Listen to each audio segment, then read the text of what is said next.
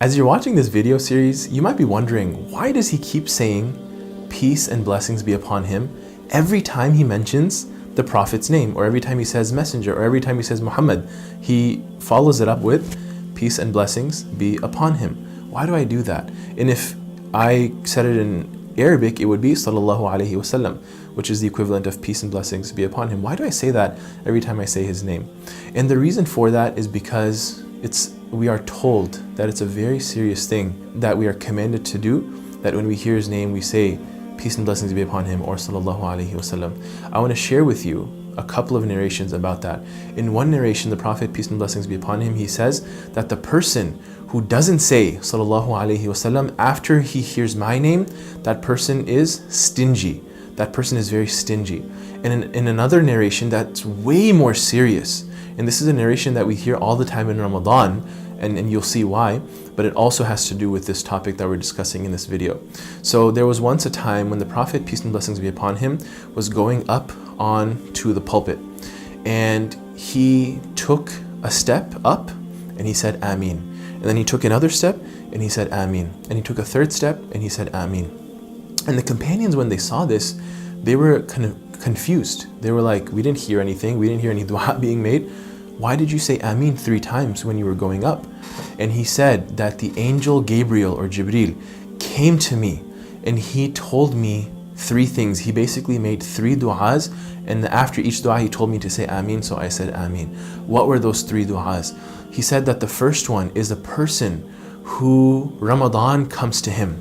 He witnesses Ramadan, he goes through the month of Ramadan, or she goes through the month of Ramadan, and that person is not forgiven.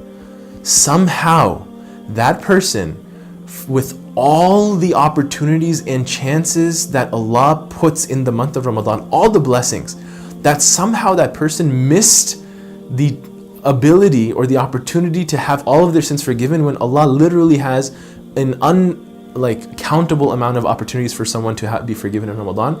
Somehow that person misses it, and that person is not forgiven in Ramadan. Then that person, Angel Gabriel said, then that person will be sent to hellfire and cast away. And then the Prophet, peace and blessings be upon him, said Ameen. The second is the person whose parents, either one of them or both of them, reaches old age and he or she does not honor them. And this is very important for us as young people. We have parents, we're probably in our teens, we're in our 20s maybe if you're watching this video. You might be even a bit older and you're watching this video and your parents are still alive. And our parents are getting older and older and older. And we live in a society and in a culture where the value of parents is diminishing. You watch TV shows, you watch movies.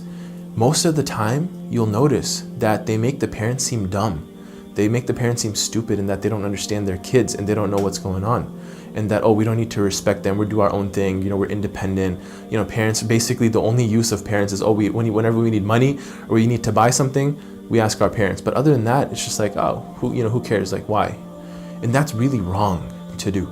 We need to honor our parents. No matter what kind of a situation you have at home, I understand you might be going through tough times with your parents, you might not have a good relationship with your parents, but at the very least what you need to do is respect your parents and honor your parents as much as you can. Never show disrespect to them, always honor them in any way that you can.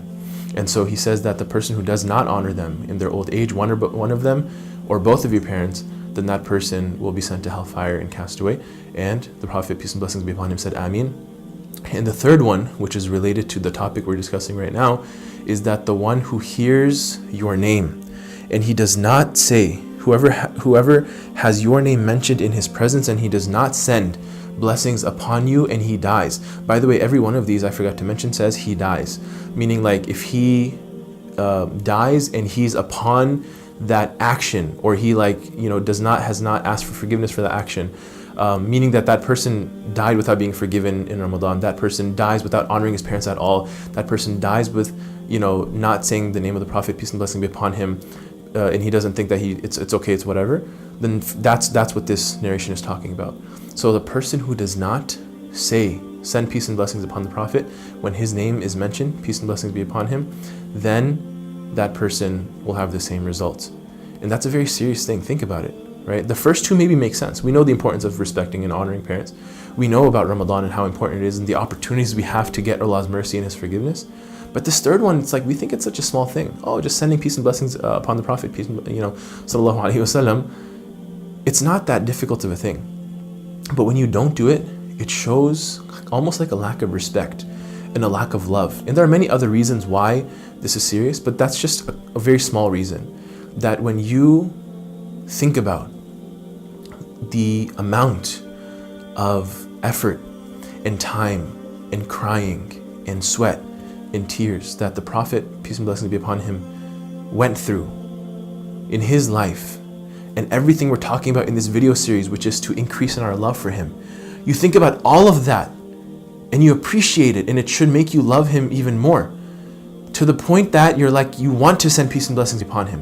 And the person who says that I'm not going to do that, I don't need to do that, purposely, of course sometimes you might hear his name but you forget, that's fine. Even then, if you remember later, you should say it. But a person who purposely and deliberately says, I'm not going to say it, that shows the mentality and the heart of that person, and how stingy that person is, and how disrespectful that person is being to the Prophet, peace and blessings be upon him. So anytime you hear his name, you don't have to say it out loud necessarily. You're in a khutbah, you're in a lecture, you're in a talk, someone's speaking about him, you're watching a video about him, you're listening to an audio clip about him, and his name is mentioned, say sallallahu alaihi wasallam or peace and blessings be upon him, even under your breath, even just to yourself, but make sure that you're in the habit of saying that. It's very, very important.